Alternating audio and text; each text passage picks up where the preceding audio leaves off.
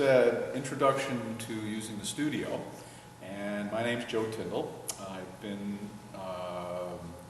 hanging out at CTV going on 10 years now, and I probably taught this class about 40 times.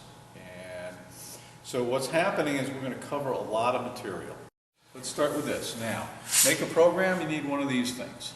And if you've been up on YouTube,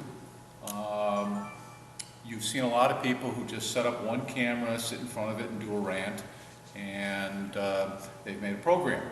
So I could do that. I could press the magic little record button, set the camera over here, and I am now making a program.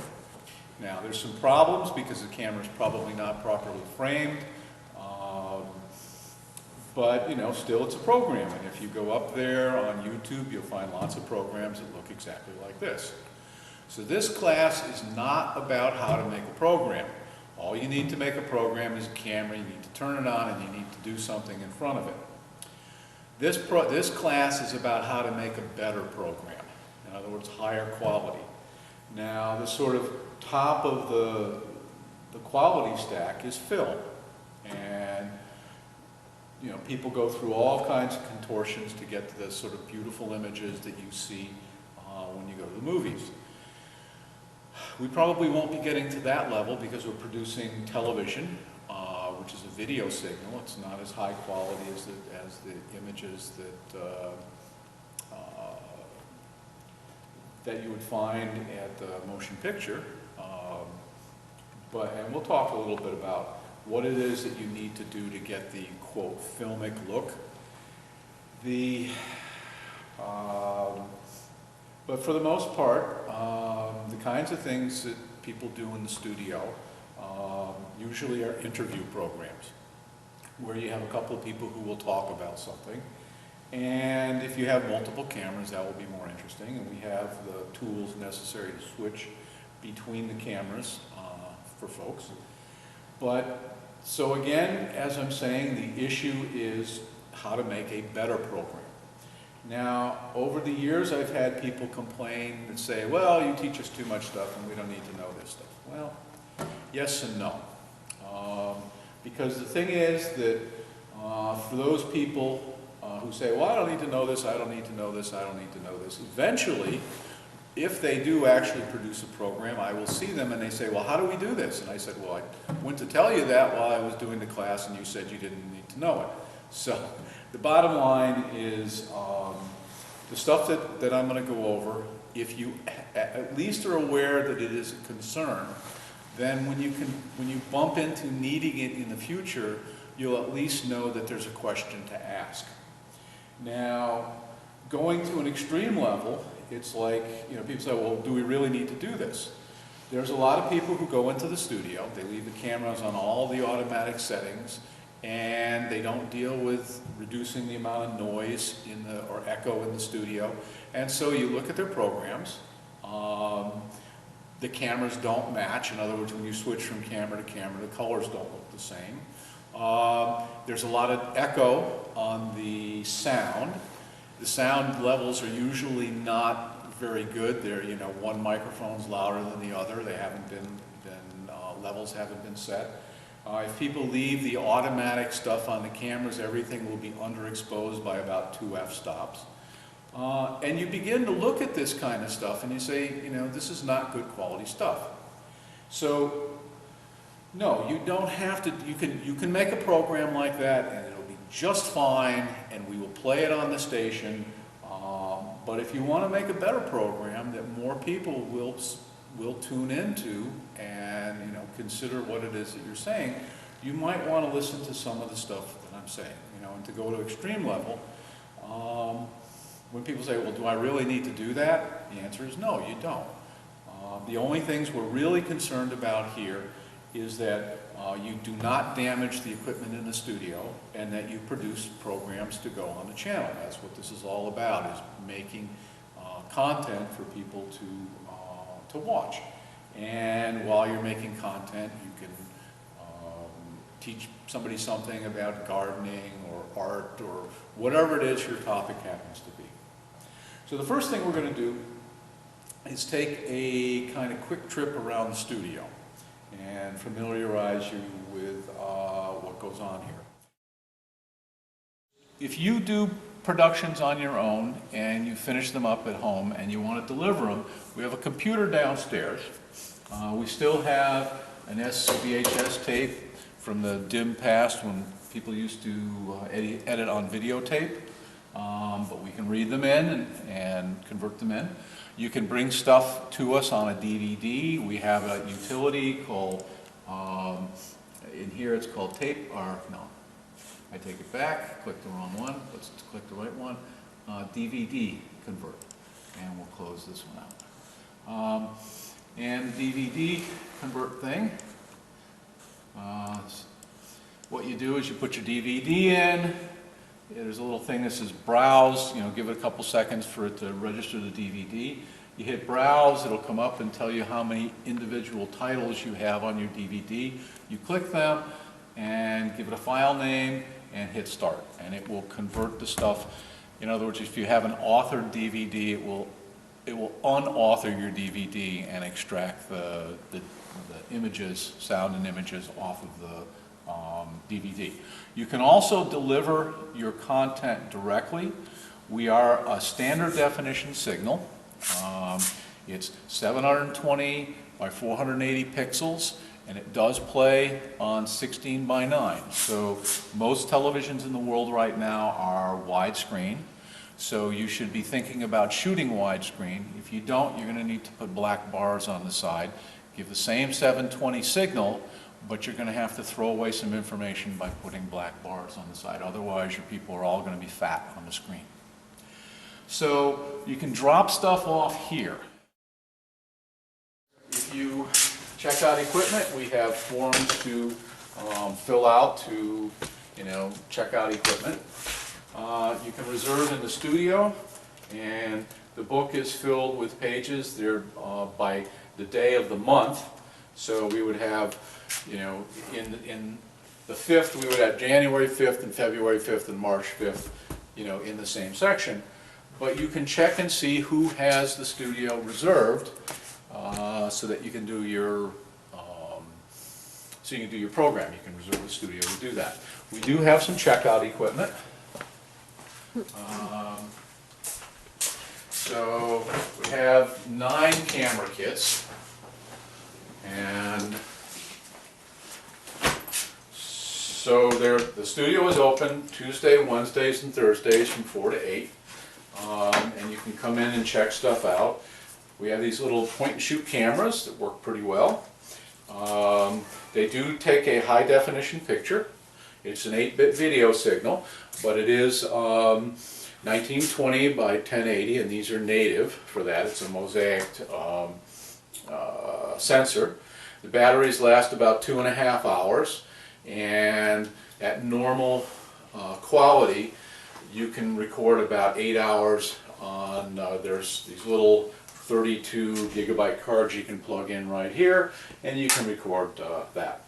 Now the cameras are handed out as a complete kit with the camera, and then there's a cord that allows you to plug the camera into a computer to get your files off, set of headphones, a power supply, okay, a microphone adapter so that you can use higher quality microphones with these cameras. There is a microphone input on the side of the camera. You open it up, and there's this little door right here, and the red thing, you plug in your microphone cable, and it will give you much better quality sound. So there are some instructions here, which is mainly how to set up things. It's not the complete manual, but we Xerox sections of it for what you need.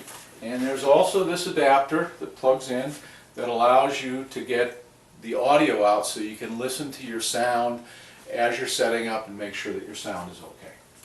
So the cameras go out as a complete kit.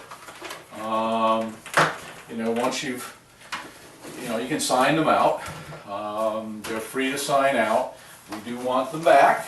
There's usually at least 4 or 5 cameras here to check out at any time.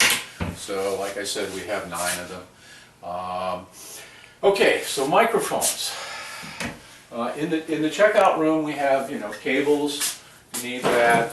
There's tripods, cameras. In the studio, there's some lighting equipment that you can sign out. We have various cables, you know, longer audio cables, and we have, you know, power cords and stuff like that. We do have some audio mixers. Okay, 8-channel mixer, 4 microphones that do have phantom power. We have some very good microphones. There's enough of them for you to do, for example, do a band in the studio. Very high quality, you know, microphone sets for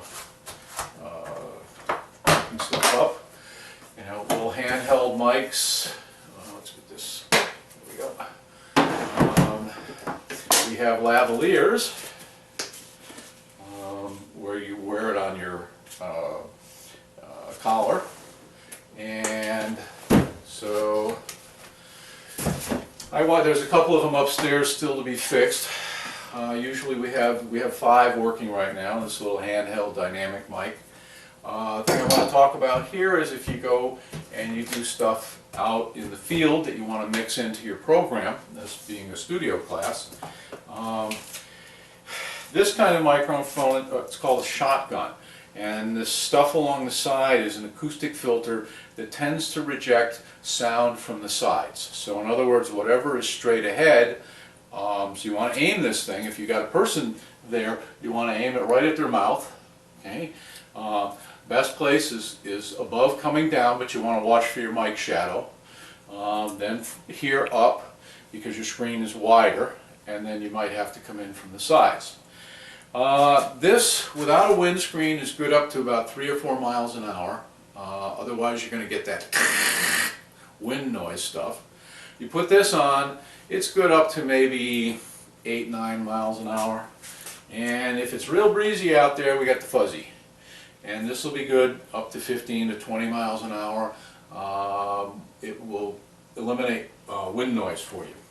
Now these require either phantom power, which comes from the preamp, or a battery. And you know, there's no guarantee that when this gets checked out to you that the battery will still be good. So you might want to have a couple AA batteries. If your sound doesn't sound good when you're listening over the headphones, then you probably want to replace the battery. Okay, so we do have some handheld field recorders for audio. We have a couple of sets of wireless communication stuff. I usually do most of the stuff with a wire. This is these wires that have XLR connectors, and so this is an XLR connector. This one goes into the microphone, this goes into your mixer end, and it's an old connector that people have just used for years and years and years. When we get the cables back, they should look like this, with the connectors clipped like that. However, we tend to find stuff coming in like this, where they're kind of knotted up and not really done very well. Okay. If you do this kind of stuff, you're going to get yelled at by me. Okay. If you break stuff, you're going to lose your privileges. So just think about the next person. Cables that are kind of wrapped in like this, the cable sort of gets the kink in it, and so when you lay it on the ground, it doesn't lay flat. But cables wrapped like this, will lay flat on the ground, so nobody's going to trip over them. This is a problem. We've had people, I say to people, move your wires so you don't have to, so nobody can trip over them. If you have a pile of wire, put it under the tripod, do stuff like that. Tape them down. Reduce the amount of wire that's sitting for people to trip on it, and of course, as I said before, you don't have to do that. But I had somebody that I suggested, we did the parade shoot, and said, you really should tape these things down. No, it's not important. Okay. 5 minutes later, they tripped over off a cable, pulled a monitor off of a table, and smashed it. Okay. So, in other words, a little bit of common sense running cables will reduce the likelihood that you will damage equipment. We have some computers upstairs that can be used for editing. So these are Mac Minis, and 3 of them are quad cores. They're very fast. We put solid state drives in them and maxed out the memory, and they're pretty quick machines, and you can do video editing. And so they come up.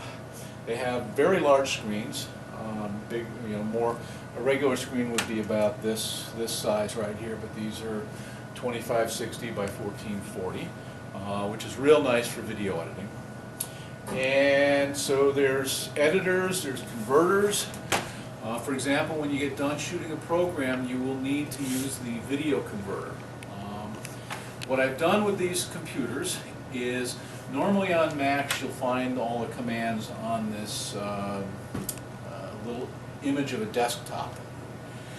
However, there's an application called XMenu which allows you to put the commands in here and frees up that real estate on your desktop. So this is a much nicer way to get stuff. There's a thing called apps, which is all the stuff that Apple puts on the system. And then there's the B menu, which is programs that I have added. Now, one of them is this Iceguy Soft video converter right here, which I've just brought up. Now, when you get done with your programs downstairs, they're shot in an MPEG-2. They're encoded in an MPEG-2 format at 25 megabits per second, which is very high quality, very little digital compression. So not much in the way of digital artifacts. But that's too fast for our head end. Our head end will choke on any file that's got a bandwidth, a bit rate more than 10 megabits per second. So you will have to convert it. Now, if you want to use Final Cut, we have Final Cut on these systems. Okay, here's Final Cut Pro, and the newer version, the one that came out, what, 4 or 5 years ago. And so, yeah, we can see, what do we got that's, there we go, we got something in here. So yeah, you have a little, ability to do video editing, okay? And somebody has done a small promo thing on here. So you can edit away. Now, if you want to take stuff into Final Cut, you're going to have to put it into what's called a QuickTime container.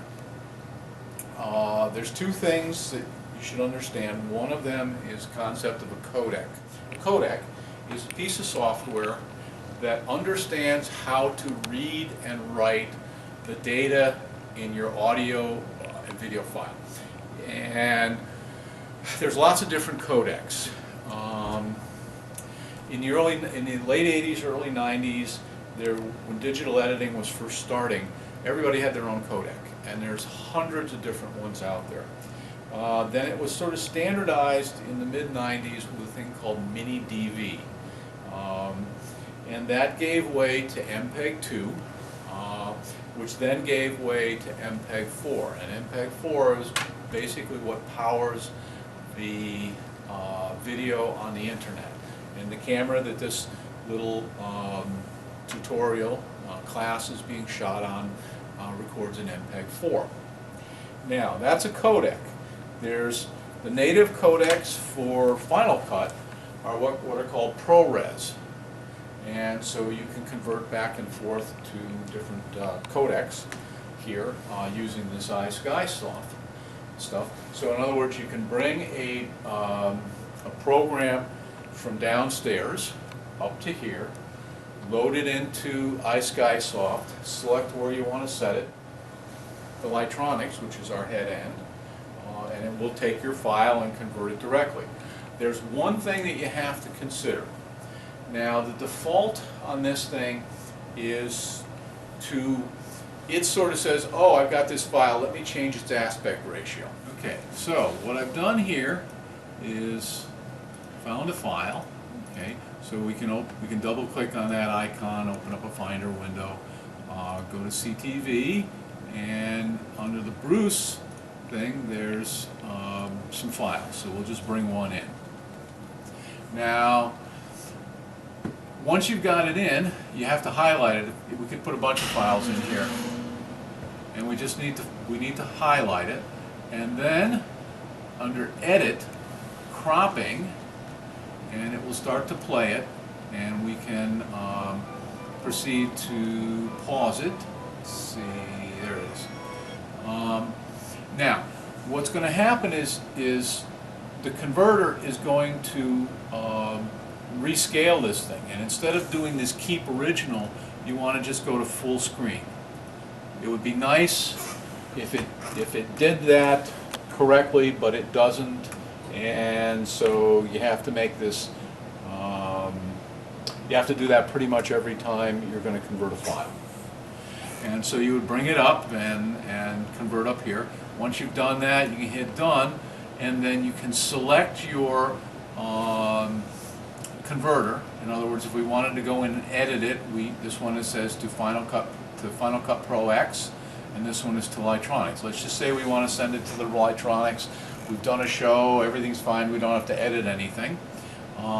Then the last thing you need to do is set it to same as source folder, because there's always going to be somebody who's going to come in here and set it to some directory, and then you convert your file and you go, where did it go? I don't know, can't find it.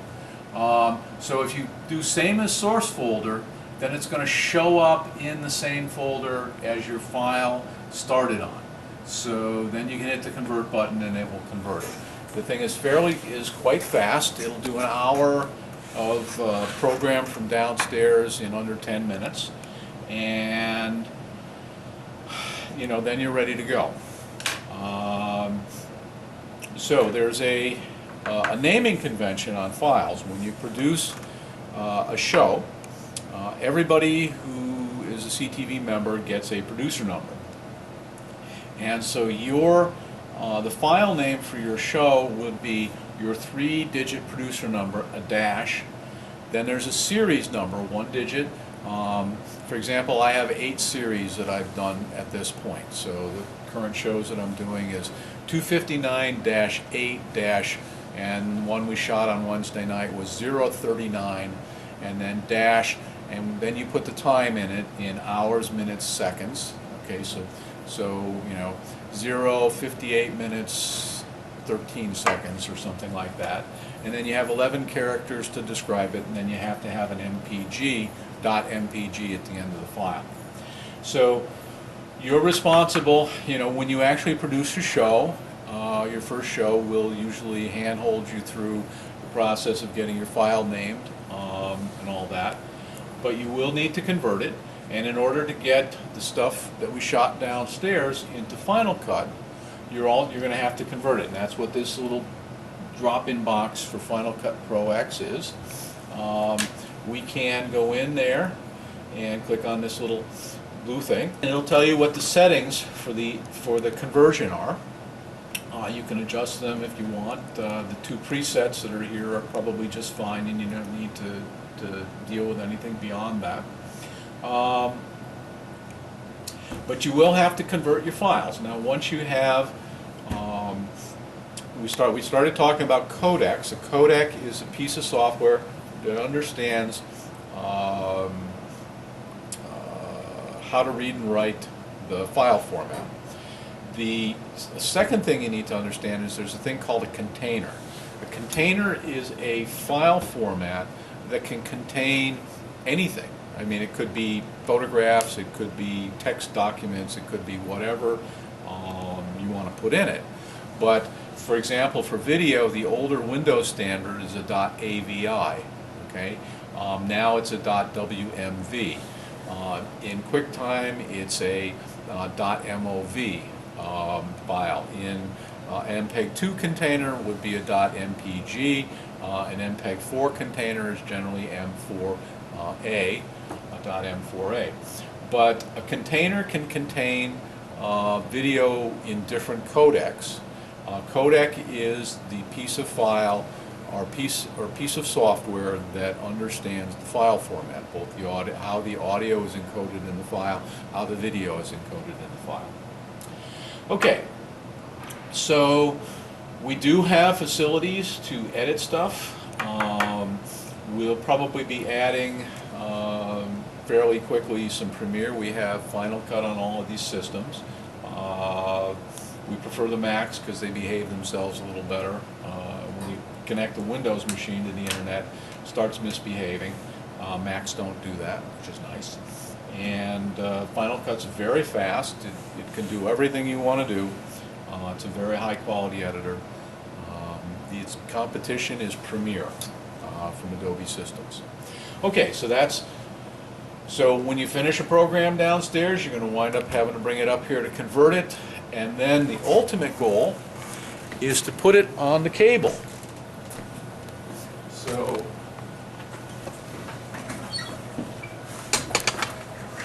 okay, to put it on the cable. So this is our head end. Okay, this is where we broadcast from. And when the station was set up, we have a fiber optic channel that goes directly to the Comcast office, where our programs are mixed in with what's on the cable. What we have is this stuff right here is some cable splicing so that we could have multiple channels if we wanted it. It's basically been sitting there untouched except for me pointing to it, because we only have one channel here. This is the piece of equipment that actually converts our what's called an SDI signal. It's a digital signal. Our signal path right now is all digital. We converted, it's got to be about 6 years ago. We were running stuff on S-video tape. But this is the thing that converts the SDI signal to put it on the fiber link. Programs are stored here, and the actual head-end box is this one down here. We can program 1 week ahead of time, and we do it on this computer that's sitting right here.